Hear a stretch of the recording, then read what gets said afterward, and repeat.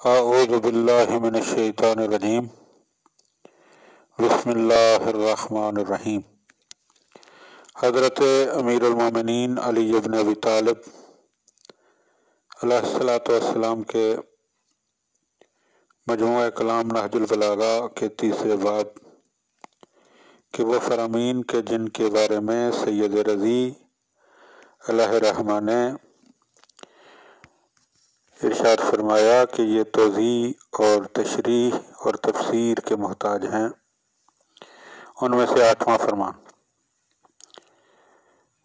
فی حدیث ہی علیہ السلام، آپ علیہ السلام کا ایک فرمان، کل یاسر الفالج ینتظر اول فوزۃ من قضائہ،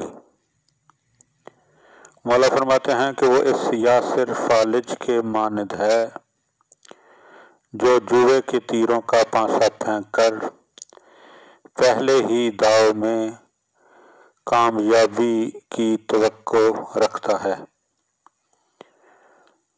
تو اس فرمان کی تشریح میں سید رضی فرماتے ہیں کہ یاسرون وہ لوگ ہوتے ہیں کہ جو نہر کی ہوئی اونٹنی پر جوئے کے تیروں کا پانسا پھینکتے ہیں، اور فالج کے معنی جیتنے والے کے ہیں۔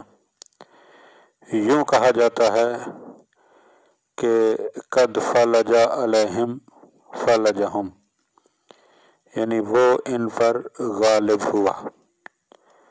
چنانچہ مشہور رجز نظم کرنے والے شاعر کا قول ہے، وقال الراجز لما رأیت فلجا قد فلجا، جب میں نے کسی فالج کو دیکھا کہ اس نے فلج حاصل کی ہے، یعنی کامیابی حاصل کی ہے۔